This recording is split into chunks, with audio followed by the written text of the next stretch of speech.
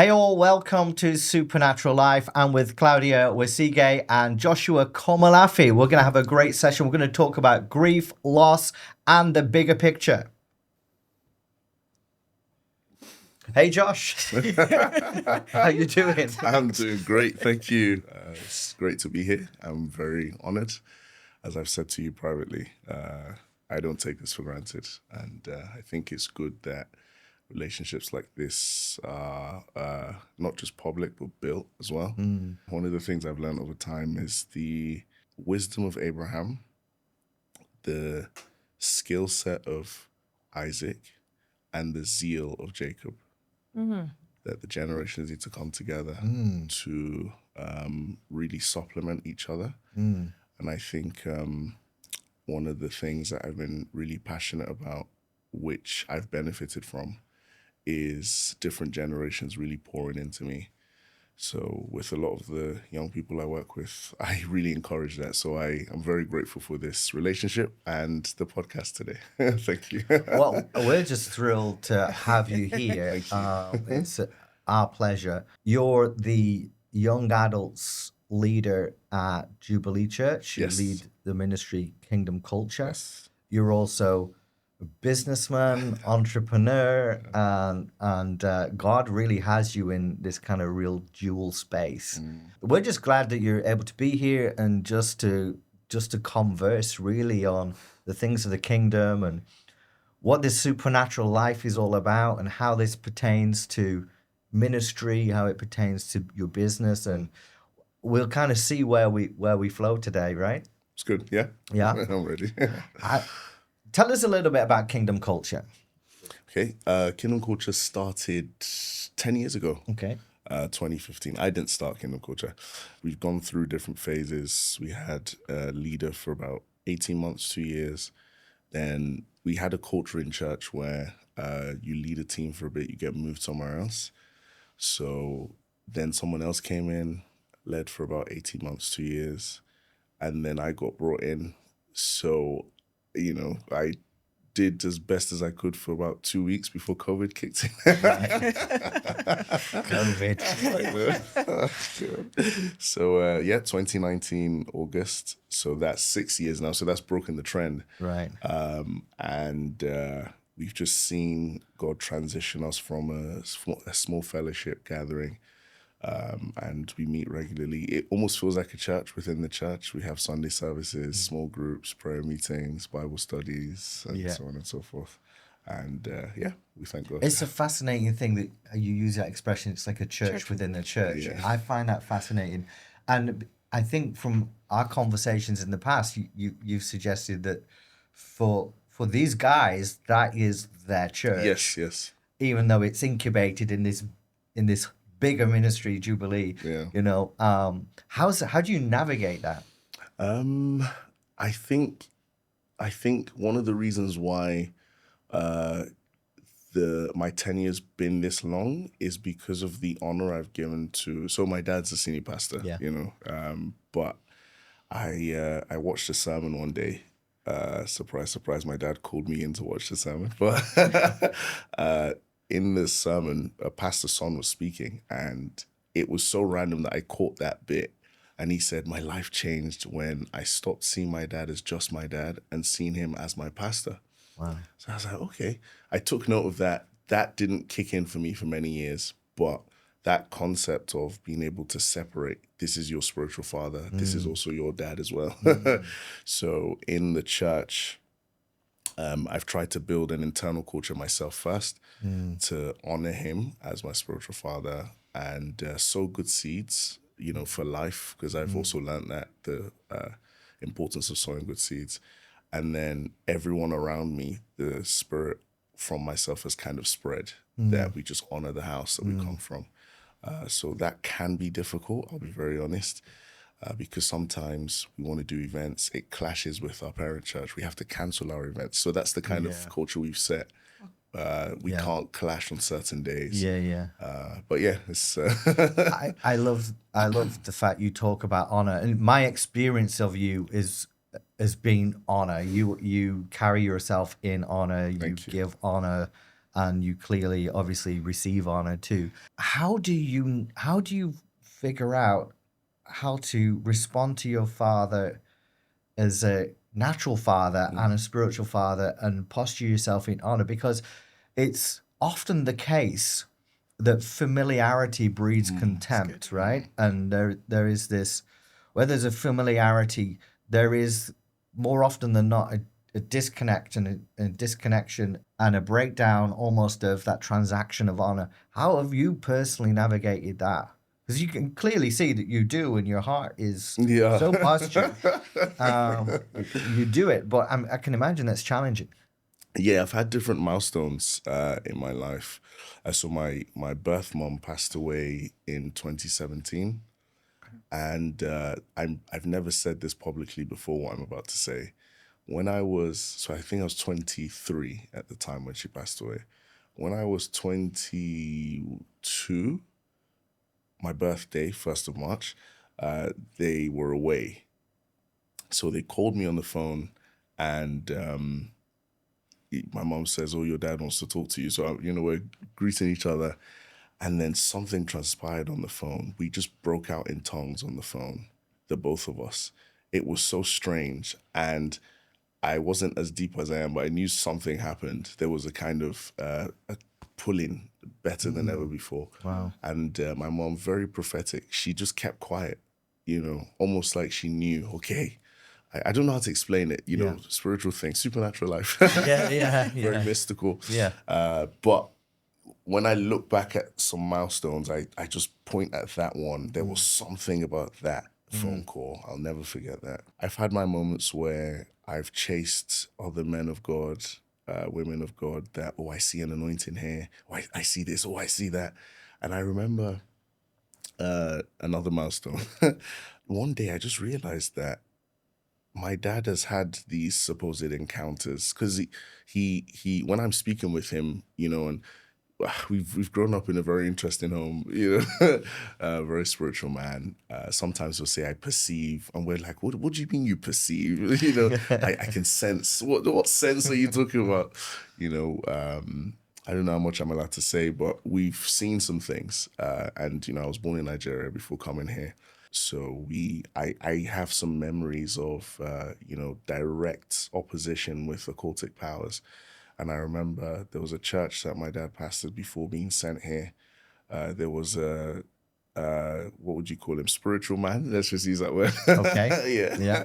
Okay. Didn't like that the church was there, was very opposed to the church, and, did some stuff. And I remember this specifically, a black dog comes to the court very mad and furious, and not an ordinary dog, and eventually the dog dies. And so many victories that I was able to observe that might sound weird to some people, but they're very real.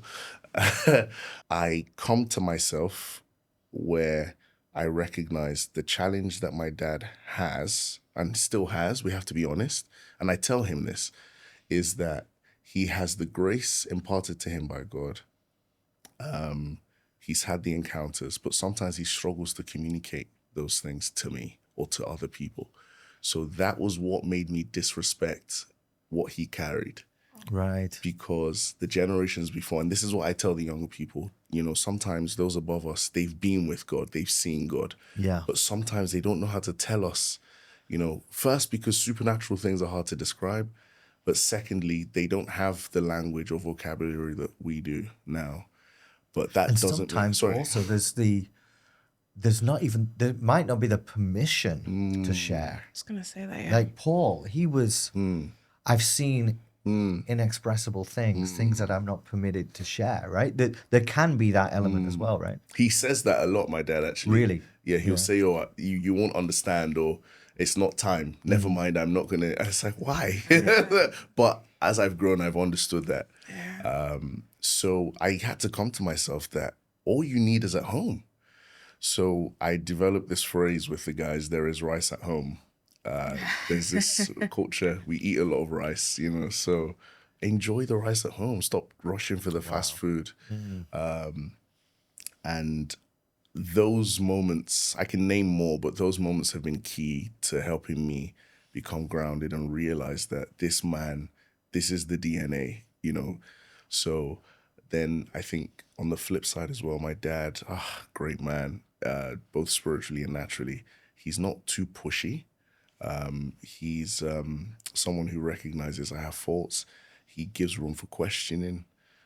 He'll give a suggestion and say, you don't have to follow this. And that's very helpful, especially from where I'm from. You don't really get that. He didn't follow the trend culturally. He's very British in mannerisms. So yeah, he's very, very rarely will he impose his authority over me and say, you must not do this or you should do this. Very rarely. So that's made it very easy. So he'll suggest to me, and as I've matured, I've realized that, you know, when he's suggesting, unless the other way is much better, just follow that God will honor the obedience. But he's given that room. So that's helped a lot with the honor and keeping him in the right place in my heart. Yeah. Amazing. Did you find that, because there's the communicating the spiritual things, but also some things which are hidden within the culture, communicating that to, first of all, for you to understand that because you grew up outside of that culture, and then communicating that to a diverse group of people where there's secrets hidden within what some people would be like, oh, that's just culture. Oh, that's just what you've always done. But there's actual deep wisdom there. Was that a difficulty for you, or did you find that quite easy to get the language for that? That's a really good question. It was difficult at first, but then I've learned some wisdom that helps me now. So I remember I learned, you know, breaking it very primarily 4 personalities that most people have: the driver, the choleric, sanguine. And I remember learning that, for example, analytical people want figures, they want facts. So if you're telling them stories of how people's lives have changed, they don't care. It's like, okay, yeah, great. You know, okay, well done. But if you say 7 out of 10, they're like, oh, okay, I want to hear more. Yeah. So over time, I've learned to assess my audience very quickly, recognize where they fit, and give them the content based on, you know, how they're going to receive that. So I will also say my mom passing really helped. I say it to the guys, it's one of the best things that could have happened to me, to us as a church, to us as a family. As painful as it is in the short term, one of the best things. Because my mom passed and my dad said, look, I need to share all my passwords with you. I need to tell you my pins. Okay, there's some things I need to tell you. Sit down, let's talk. Let's go out for lunch. And so on and so forth. And that wore him down a bit more in terms of culture, and just realizing that, you know, my mom passed, we miss you, thank you for your life, but we moved on. And we just need to stop here because when we were talking in Costa, right, you said this about your mom. Your mom passed, it was the best thing that happened to me. And I'm like, what the my goodness. And you explained it at the time. And I have to, you know, having been through loss personally as well, and grief and all of that stuff, in the context of mission and pioneering and ministry, it's such a defining moment, and how you respond to loss is so significant. And I was so inspired by you when you phrased it like that your mom passing was the best thing ever. And it's like only a kingdom mindset can really engage with that concept. Only a mindset that understands eternity, only a mindset that understands the work of God and the process through which God takes you through to form you. Only someone with that kind of mindset can really say that. Unpack for people, what does that mean for you? How was this such a defining moment? Let us into your mind so that we can all come up higher. There's a lot. there's a lot to it. And I always say when I get the chance that I've just realized that, you know, almost like Joseph, his life was not his own. God had plans much bigger than himself because of the people. So I remind myself, I tell the people close to me, if I ever get delusional, please remind me that God has brought me into things early before my generation. God has shown me things. God has exposed me to certain relationships, certain books, certain conversations that I'm like, whoa. And that's much bigger than me. It's so that I can really, metaphorically, get that Goshen ready. So I always have that mindset. Having said that, I finished from uni and I was going to move to London. I went to uni in London. I loved it so much, different to Manchester. And I made some good friends. But things didn't work out. I stayed home and I got really close to my mom in those 2 years. In fact, my dad was like, what's going on? Where did this come from? We became so close. And she shared some deep secrets with me, deep strategies. She prophesied. Some of them have not come to pass. She said so many things in that season. I saw her, she saw me. And then I remember something happened, which was in that same time period as that phone call I told you about. So one of my friends said, there's this book you have to read. I said, what book? And she posted it to my house. It was by Kenneth Hagin, How to Hear from God. It's one of the God's voice, yeah. Yes, I can't remember the title. Has a bird on the book. Yeah. And I was doing my master's at the time, and I remember I skipped my lectures because the book gripped me. I kept reading the book. And I remember I'd run to my mom's room. I say, look at this. And she'd look at me and smile. She said, we read these when we were coming up. Yeah. And it was almost like she was saying, my time is up. I can see. It's very prophetic, woman. Right. Very prophetic. Oh, my goodness. So I'm reading the book. I'd run. I say, look at this. She'd smile and just look at me. And I remember 2017 was really hard for the church. We normally do a really huge concert in Manchester called Festival of Praise. Yeah. And tens of thousands of people. That year, we done Festival of Praise. The night of Festival of Praise, one of the armor bearers, protocol members, passed away that night. That was huge. Wow. The church was like, whoa, we've just praised God. Why did this happen? Yeah. We received a lot of attack in the church. Yeah. That was a very weird season. So we're still trying to come out of that. And then in April, one of the senior leaders in our denomination passed away. So it's like, whoa. That's the same year my mom passes, by the way. Right. So that was really big for the church. And I remember we had a panel session in the church on a Wednesday for Bible study.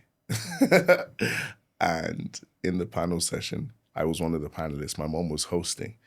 And they asked us a question about providence and God's timing and,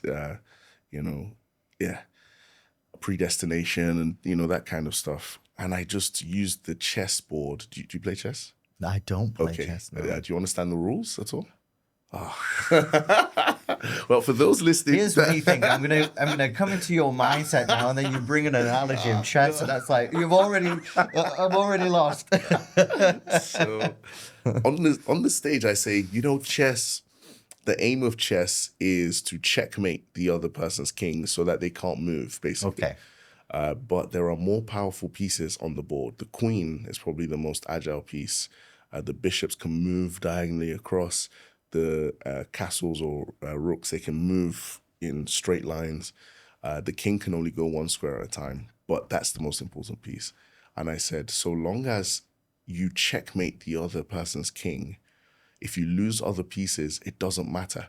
I said that prophetically. I said, the queen can go off the board. And my mom is looking at me. This is about 2 months before she passes. Wow. Yeah. I said, God can take the bishop. Literally, the bishop, he's probably, if you want to use the terms in our church denomination, he was one of the senior leaders in the denomination. He was based in Ghana at the time, passed away. Then my mom, the queen, got taken off the passed away. Also in that season, again, and I go back to what I said about King is still in play, King right? as well. I go back to what I said in that season, that I recognize I am someone who's been purpose-built for my time beyond myself. So in that season, randomly, I start telling my sisters, what would you do if our parents pass away today? And they look at me like, why are you telling us this, Josh? Like, leave us alone. I said, no, we need to make sure our faith is certain in God. And they're like, okay. So you were perceiving something's coming. I wouldn't say that. Okay. That's why I keep saying purpose-built, because I find that I stumble into stuff Right. that to other people seems like, oh, he knew what was coming. I didn't know what was coming. Right, Yeah. okay. It was almost like Joseph got sold. It was happening to him rather than I want to go to Egypt. Yeah. Does that make sense? Yeah. No. That's how I've seen my life. Yeah. So I'm very mindful. Don't think you're better than, this is just God's mercy. Yeah. The Stockport, you know, this is God's mercy. Yeah. They wouldn't have heard that conversation, but this is God's mercy. So many occurrences I can point to, but essentially when my mom actually passes, I took a step back. I said, oh, it's actually happened. I start to reflect on some of the words, some of the things she said. She started to randomly tell me stuff. We were sat on the couch. She said, you know, in all our years of marriage, I've realized your dad was right. I said, what do you mean? She explained some things to me, you know, something really strange happened. My dad has married again to my new mom. I call her my mom. And at the time, she was single. She was in her 40s. She's never had a boyfriend. You know, it's me and God all the way kind of person, a faithful minister in the church, servant in the church, yeah. And I remember not too long before my mom passed, she said, can you take me to, she's called Bissy, my new mom. Can you take me to Bissy's mom's house that I want to see her? So I was like, oh, and she bribed me. She said, okay, you can get McDonald's on the way. I said, okay, fine. So we get to Bissy's house. Her mom was staying there. And she was at work at the time, so it's just her mom. And we got in, I stayed. She said, wait for me, I need to speak to her. So I'll tell you the contents of the conversation. But when she was about to leave, she said, come and say hi to Bissy's mom. So I came down. The three of us know that conversation happened. I came down to the house, I greeted her, and then I went back to the car, you know. So my mom had a conversation with, I'm going this deep in detail to really help people understand that if you can allow yourself to see, like Gehazi, that there's more happening than you're aware of. Yeah, there's a lot more happening. And many times, even Christians, I find, and I really find that interesting, they don't allow themselves to see the big picture perspective. Absolutely. And they miss out on what's possible. And they see the lives we live here as the totality of life, and it's only a small bit. One of the things that kept me was I know my mom lived for Christ, so I'll see her again. So that was big, but that God does big picture things. You know, if he's willing to send his own son to die, then none of us should be, you know, scared to see things happen and pieces move around that we perhaps don't like or aren't prepared for. Abraham said, or it was said of Abraham in Hebrews, he had faith that, do you know what, if I kill this boy, he'll get resurrected. That's incredible. But many people don't see that far. It's like, no, death. Yeah. So the reason I'm going into this much detail is I just believe it will be healing for someone to begin to look beyond yourself. So in that conversation with Bissy's mom, my mom was speaking to her, and Bissy's mom was saying, you know, I'm worried for my daughter. She's not going to get married. Speak to her. Tell her to do this. Tell her to... And my mom says something to her. When I go, she's the one that my husband will marry. And she said, don't talk like that. Yeah, this is incredible stuff. My goodness. Bissy's mom doesn't tell anybody this until the marriage is happening. because then you'd influence. Yeah. Very wise. Wow. So she said, don't worry, when I go, she's the kind of person my husband will marry. So that day, I didn't know that conversation happened. I was in the car. But after the conversation had happened, she said, come and say hi to... I said, oh, yeah, okay. Greeted her, went back, got my McDonald's. Something else happened in that season. Just before she passed, she gave the key to her office to Bissy. I says, do not give this to anybody else. She gave her the key. And I remember the week she passed, we have this, we used to have this leaders meeting before the service where we pray. And the Sunday she passed, that Sunday, she wore a black dress, I'll never forget. And we were stood at the front. My dad wasn't around at the time. And she was leading prayer. She said, I saw a casket. Let's pray against death. I saw a casket. And she said, it's quite serious. I saw a casket. That was the week she passed away. And anyone that was able to see the big picture perspective stepped into a new season. All fear I had just disappeared. I remember when it happened. Now, I didn't know your parents. Still not met your father yet. Oh, wow. But I remember people sharing with me, oh, this has happened. This event has taken place. And it was such a seismic shift in the city. It felt like something really shifted. Oddly, in a significant positive shift. Do you know what I mean? No, I understand. And so hearing you talk like this, and the fact that it's you're able to talk from a place of peace, bigger picture, higher perspective. You understood something about that moment, that this was strategic for you. How so? How was it? So when she passed, we did the wake keep and the two services in Audacious Church, which is probably the biggest church space in mine, and it was packed. Yeah. Completely packed. Online, people tuned in from different parts of the world. Wow. And I had to give speeches. And I remember I was sat on the front with my dad and my sisters. Everyone's crying.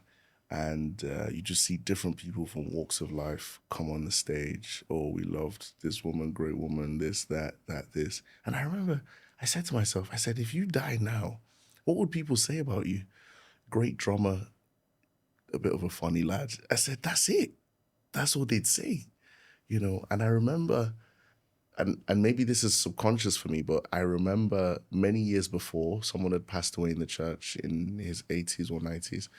And my mom and dad conducted the funeral.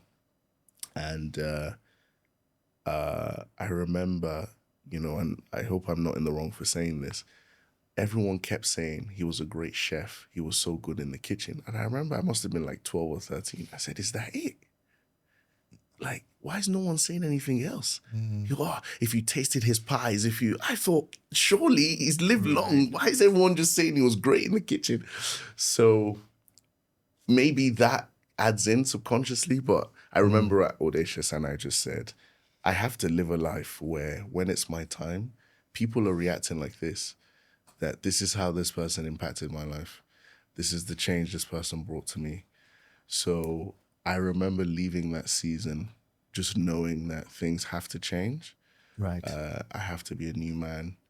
It forced me to press deeper into God, to know God for myself properly. I mean, I did, and I'd started a journey, but to really know God for myself. Scales had fallen from my eyes, but things were different. So you're going to say something? Yeah, I was going to say, you mentioned earlier that your relationship with your mom was really tight. And then out of nowhere, she's gone. Was that part of this, you learning to be now fully a man of God, after God's heart?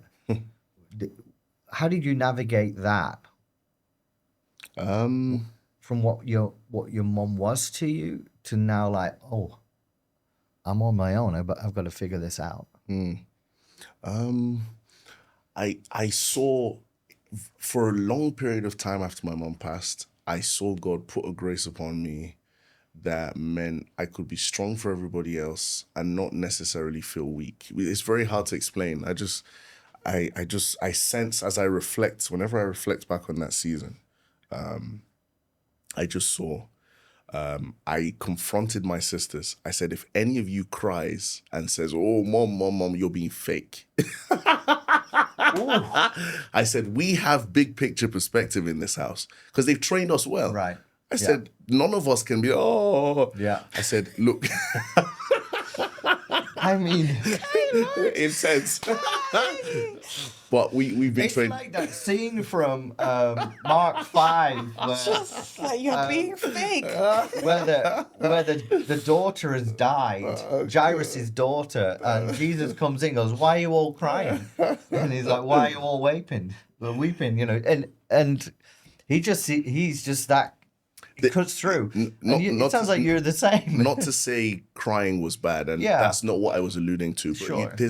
there's a morning I see which, if I have a chance to really speak to Christians that supposedly have understanding, I question your understanding. Yeah. Because you're rolling on the floor, can't go to work, can't do it. And it's like, there's a period where, you've missed them, but like there's more to life, and I'm speaking to someone who's listening to this or watching this and is still sat there in shock. I'm still a human being.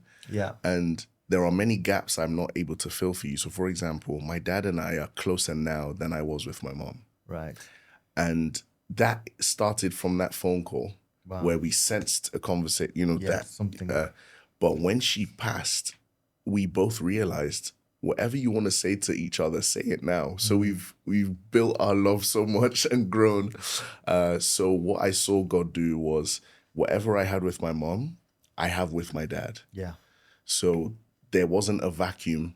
And what I've also seen God do is, there's a season when I told God, I said, I feel like I need a motherly touch in my life.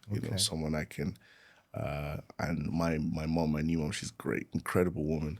But there are some things that my birth mom brought to the table. That I said, Lord, I feel like I miss that. And God, in his usual way, he answers prayers. He just reminded me of someone, and I reconnected with them, and they've offered that for me. So with me speaking to the big picture mentality, it doesn't negate the emotions and the needs we still have physically. Yeah. I was going to ask you about that because, people listening in will be thinking, wow, do you have to shut down your emotions? And the Bible says there is a time to grieve, right? There is a time to grieve.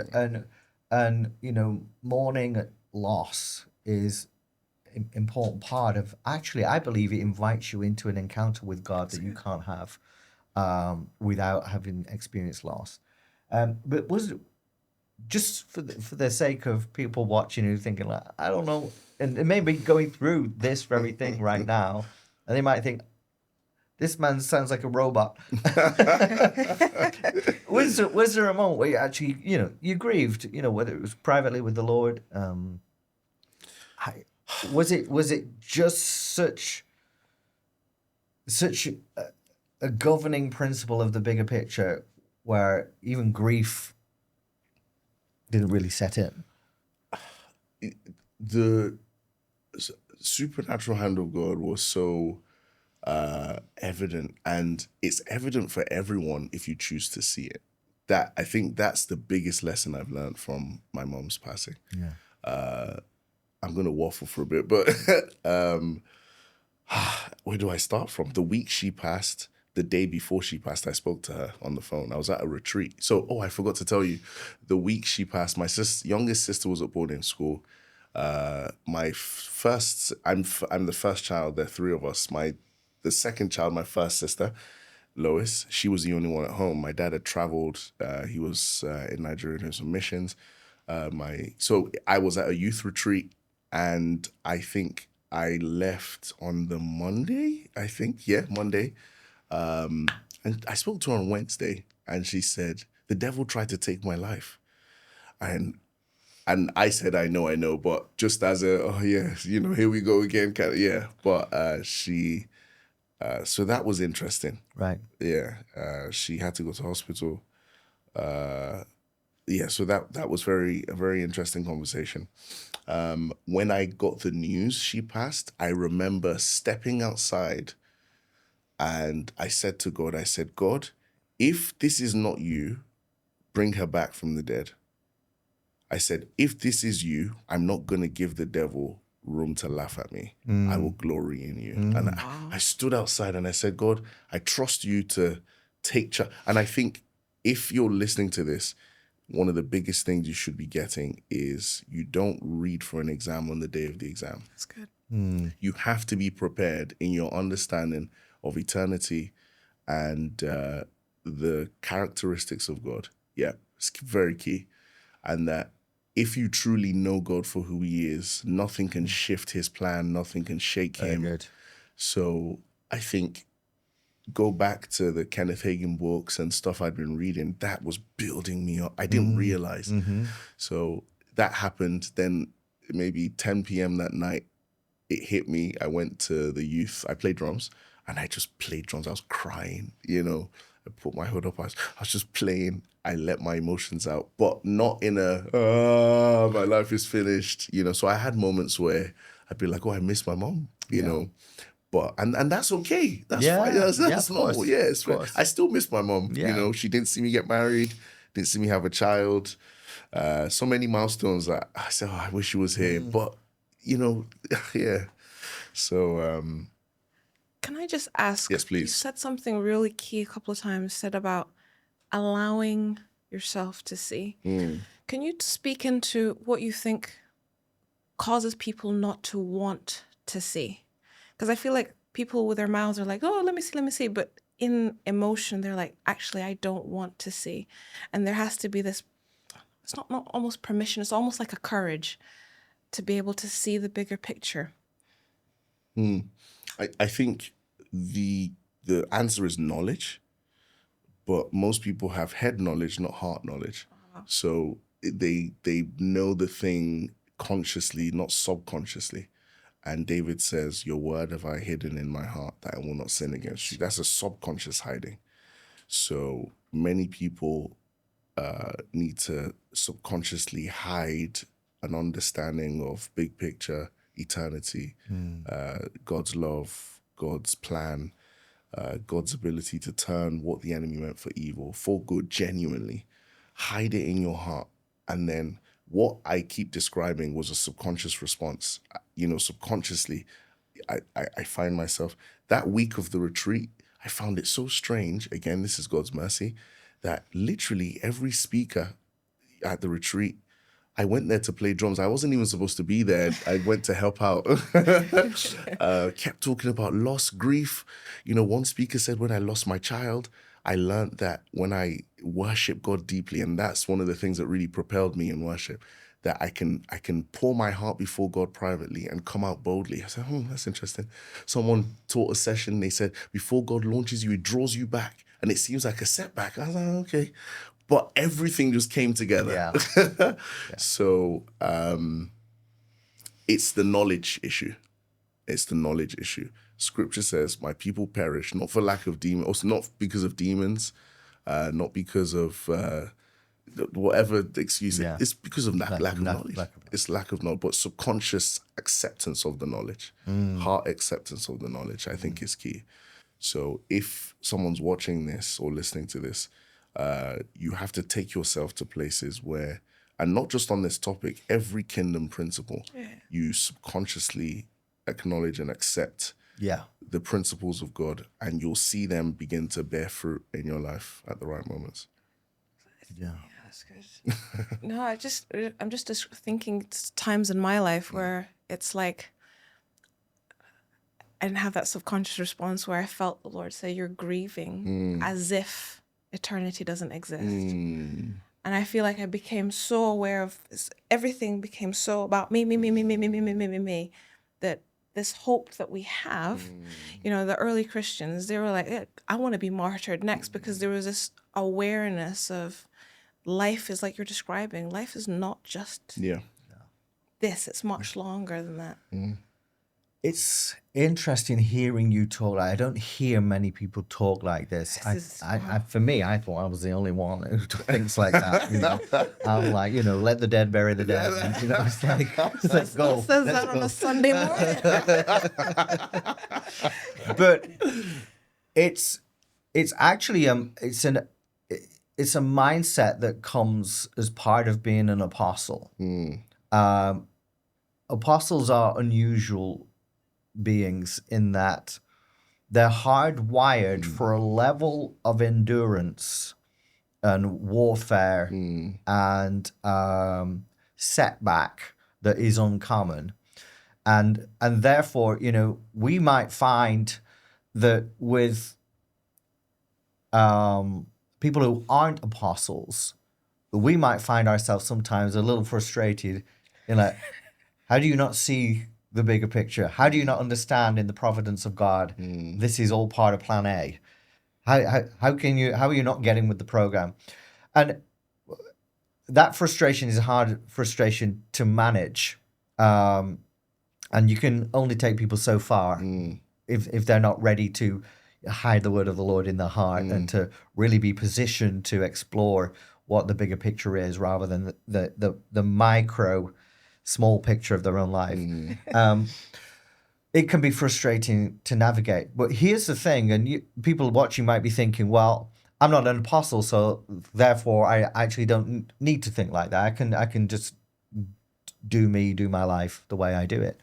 Well, actually, I believe apostles are given to the body in order to call people up higher. In fact, not even higher, lower. It's this dying. You said it earlier. It's this dying daily. But you said these words, which are kind of key words for me.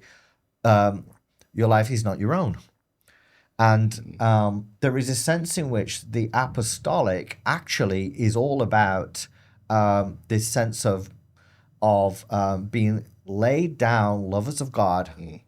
Your life's not your own. And we are all called to be apostolic in that we are sent, that we are commissioned, that we have a message to bring, we have a kingdom business to do. We don't have time for our own selves. And Jesus said to his disciples in Acts 1, he says, "Wait in Jerusalem till you've been clothed with power, then you'll be my witnesses." And that word witness in the Greek is martyr. And it means to be ones who were so dead that the message lives. And that's really good. It's a crucial thing that people need to understand. And so you might be watching and thinking, well, these guys are crazy. They're just like, you know, let the dead bury the dead. They're not even moved by that. They're just kind of like, they might think there's an obsession, but actually it's something that we're all invited into, is to live that life of being laid down lovers of God, those living sacrifices, those epistles read by men, right? And so how do you're a pastor, you're a leader, you're leading a great community in Manchester, a thriving community, and it's exciting to see. How do you encourage people to come up higher into that way of life? You're clearly modeling it. Yeah, that's good. I have my days. How do you disciple people towards that lifestyle? That's a really interesting question, and I'm still figuring that out. Right. I'll be honest with you. Mainly because what I've seen God put into my hands is a very high turnover of people. So, you know, people come to study or to work. So the age range I work with, primarily 18 to early 30s. Right. So most of them, maybe 60% are students, and then 35-40% are young professionals.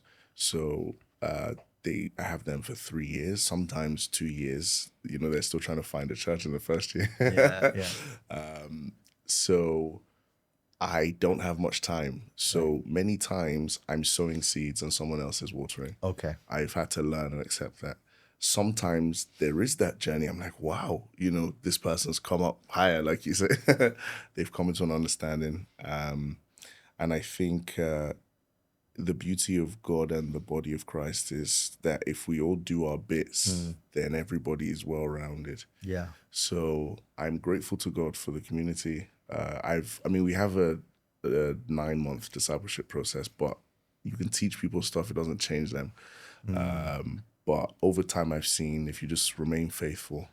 And I read a book by Miles Monroe, The Spirit of Leadership, and how there was something I got from that he didn't directly say in the book, that whatever spirit the leader embodies transfers to the people. Yes. Yeah. So I just ensure that my hands are clean, my heart is pure. I'm not called to be perfect, but sincere. Yeah. So I just make sure I model that as well. Yeah. And I've seen over time that transfers to the people over time, especially the ones that have been with me for a bit longer. Yeah. So it's tricky at times, and sometimes you want them to get it tomorrow. They take longer than you want, but we've seen some great testimonies, and and to piggyback to what you were saying before, I am human, honestly, death is painful. It's not pleasant, but I'm trying to find ways to explain. If you plug your charger into your phone, there's this expectation it should charge. If it doesn't charge, you're like, what's wrong with the charger? Yeah. In the same way, if you get your mind to the place where you understand the ways and not just the acts of God so much, then there's a way you expect, when things are, something's wrong here, and you go to deal with that. And I find that many people, when the phone isn't charging, they throw the phone away. Yeah. So, many people are throwing the phone away. It's like, change the charger. That's much cheaper and straightforward. Can I ask the two of you a question, actually? Just particularly in the Western context. And I work in this sector. Well, some of my work is in this sector around mental health, and there's a lot of good work in that, and it's a very necessary topic.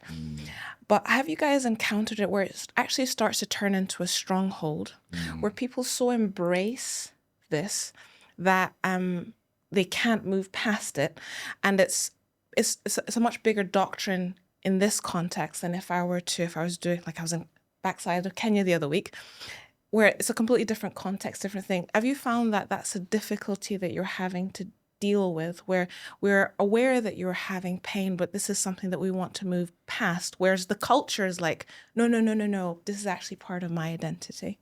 Okay. It is you. Deal with that a lot. And when I first started in my pastoral side of things, I didn't understand the wisdom required. Okay. Yeah. So I saw that it's like a seesaw. The less spiritual understanding or insight someone has, the more you have to meet them at let's see a therapist. Let's speak to, get some pastoral care. Let's unwind some of and then gradually you transition so that they gain more spiritual insight, still maintaining the, mental health that's available, but then recognizing that life is much deeper than just the mental side of things. That's good. So I received a lot of attack when I first started because I didn't understand the, dynamics. And I was everything is spiritual. And, largely life is spiritual, but there's wisdom, especially with Gen Z. There's a lot of wisdom. So we've had to set up structures where people can start the journey, depending on where they're at, the mental side. Okay, I need to see someone, I need counseling. Okay, great. And then eventually expose them to biblical truth. They grow in their spiritual understanding and then recognize that, if I just do this more, then this goes away. Or if I do this less, then this goes away, and so on and so forth. So that's what I've seen has helped. Then I've also realized that when I point people to examples of things that they do regularly and show them that how have you accepted this and not this? They sit back and say, oh, that's true. For example, this is one of my favorite examples recently. People go to stadiums, top executives, directors, they take their tops off. They pour beer on themselves. Let's go. And it's strange that they go back to work and nobody says that was strange behavior. You're going to get fired. Yeah. We come to church on Sunday and people stand like this. And I rebuke them. I tell them, you'd go to a stadium and you'll shout. You can't come to church and say, oh, it's British. It's not British culture. We're quite quiet in the church. No, we're not. Because we shout in the stage, sweet Caroline. That's the anthem for the new. So if you can do that, then we can lift our hands in worship. It's not charismatic. So I help them understand using things that they do normally. So for example, and I fight people as they grow in their spiritual understanding. I'd open a scripture in Revelations and show them where it says, the elders and the angels, they fall before God, they bow before. I said, this is not African culture, this is kingdom culture. And they sit back and say, oh yeah. So if we say, let's bow before God, it's not, oh, this is no, this is kingdom culture. You can see it in the scripture. Unless you don't believe the Bible, then that's a separate conversation. But if you say, I come to church, I follow through with this, we will kneel down to worship God. There's nothing wrong with that. Yeah. And express our love before God. So that seesaw thing was key for me. Right. And I'm still getting the balance right again, but I'm taking that. So yeah, and that is a global thing. It's not a Western thing. Yeah, because a lot of young people are really exposed now, whether in Africa, Asia, and there's this I've forgotten the name for the idea behind it, but you'll see young people dressed the same now everywhere that have access to some level of money. They listen to pretty much the same kind of music. So it's kind of feeding into the one world agenda so that wherever you are, we can all, I relate to this. But that also helps Christians for now whilst we're still on earth, if you believe in rapture, that it means that some of the issues in the Western church are actually the same issues in the African church, same issues in the South American church, and so on and so forth. Okay. So, I hope that makes sense. Yeah. Of course, if you go to the village in Kenya, that's different. But, I'm just back. That's why it's that fresh in my mind. But, that's really good. Yeah, I think people get, in these life events like that, I think people get stuck because it's such a traumatic thing, loss. And it's in those moments it's okay to have questions for God when you don't understand, so long as you are open to the answers. Yes. That's so good. That's good. Yeah. Right? And so in loss, often people come to the Lord with the questions, why did you allow this to happen? Why is this gone this way? You said, you promised, why didn't you tell me? Why can't you bring them back? All of this lots of questions, lots of legitimate questions. But you have to be prepared for the answers. You have to have ears to hear. And I think what that does is, in the trauma of it all, when you are not prepared for response from him, when you're not prepared to engage with him in conversation, and often it's very difficult to when your emotions are all over the place, you're then left stuck in this kind of disconnect with the Lord, where we are not on good terms because I now have questions of you that you have not answered, and I'm refusing to listen to. And so there can end up being this kind of subtle disconnect whereby the individual going through the pain of the experience is now like trying to cope and manage by themselves. And because it's such a life event and it is a defining moment, without the author of the defining moment, you're writing your own chapter as to what this is. And so this becomes then an event that changed you, but you've allowed it also to change your relationship with the Lord. And when you remove him out of the conversation and you remove him out of the process, what you end up having is you creating your own narrative. And that becomes an unhealed, it becomes an unhealed place. And what should have been a defining moment where the author comes in to tell you the bigger story, you've minimized it into your own narrative, which then shuts him out. And that defining moment now becomes an identity that of your own creation, rather than what should have been the identity of the design of God in the process to take you into greatness and to take you to that level of overcoming and endurance and that strength and perseverance that he was trying to bring through that process, right? And so if you'd have allowed him to come and narrate, you'd have a different story. Yeah. But if you narrated it yourself, you've now curated those experiences to validate the narrative you created. Lord have mercy. And you get stuck. Yeah. And that plays into identity. You end up with identity crisis. And then all the stuff of mental health issues then orbits and gravitates around that. And so depression kicks in, anxiety kicks in, panic attacks, all those kind of things come because it's like you shut the author out. I find with a lot of young people, they've not done it intentionally, but what you're describing is true.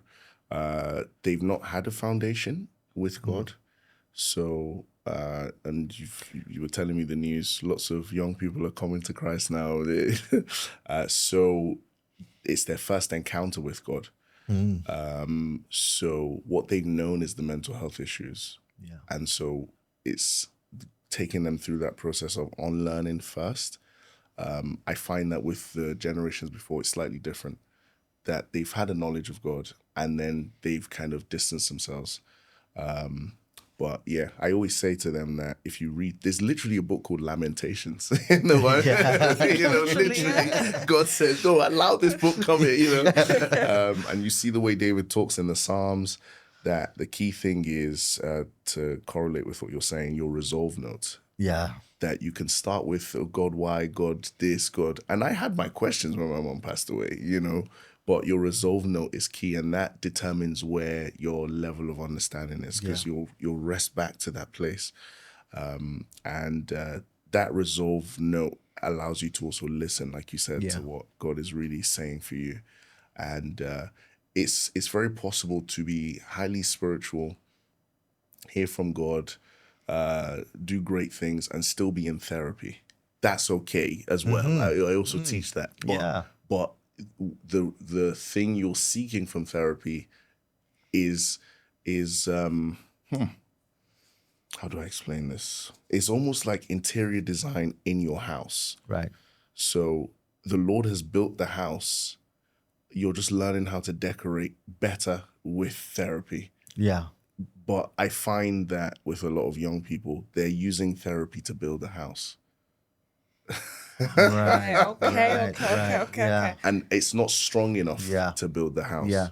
It's like building the house with straw. It doesn't last very long. Yeah. So, but when the Lord builds the house, then we don't need to labor in vain. It's bricks. Yeah. It's very strong. It'll withstand the winds of life, the winds of anxiety. Everything. Yeah. And then with the therapy, it's God-given language, just as medicine and science is God-given language, to then break down the details and say, okay, I like this painting. Oh, I want this tree here. And that just gives you language to be able to go through that. So, it's good.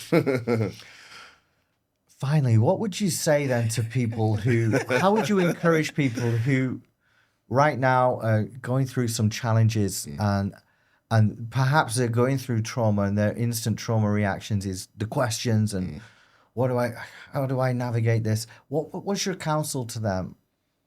Learn how other people have dealt with it Right. that have done well. Yeah. Yeah, I think that's key. So we can start with scripture, read through accounts of people who have lost people around them. The typical one is Job, but literally read through. And, you know, starting with Job, he says something at the end, which is so key. He said, I'd heard of you before, but now I see you with my eyes. And doing a full bookend technique, you know, we talk about having the right perspective. And if you allow yourself to really be immersed in what God is doing, you'll not just hear about God, you'll see. You'll be able to have a good vision of what God is doing. Then autobiographies are good. Yeah. You know, podcasts like this where you have someone like myself share a story. And there are certain things that you'll read or hear that the author didn't intend for you to pick up on that you pick up on. It's like, oh my goodness, you know, that's exactly what I needed. And Christian community. Yeah. Where you can be free and say, I feel pain today. And someone reminds you that, yeah, that's good, but be strong in the Lord. Or, okay, come around, let's have some pizza. You know, I find that people try to deal with these issues in silos and it makes it worse. You know, find the right community. And you'll find that if you keep going through that cycle, scripture, fellowship, intimacy with God, reading about or studying about other people's stories and being in the right community, then you're in a healthy space to process what you're dealing with and also go through healing as well. Amen. Yeah. Joshua, thanks so much for joining us. I have to say this. Yeah. I stumbled into Fresh Fire Church and I was amazed by the way God was using, and that was a normal Sunday, you know, for him, Apostle Adam, and just seeing what was happening in Fresh Fire. It was our Sunday off. Myself and my wife decided to try. We've been seeing the signs, Fresh Fire Church, turn right, the old place you were. Yeah. So we need to see that. You know, what's that church about? And I'm so glad that we've connected. I've learned a lot from our sessions together already, and I'm really eager to draw and pull. And as I said, the wisdom of Abraham, skill set of Isaac, and zeal of Jacob. So I hope that I can really pull skill set and wisdom from you over time. Thank you so much. Thanks so much for joining us, and you'll come back. I will do. Please do. Yeah. Thank you. Excellent. That's it. It's a wrap. Thank you.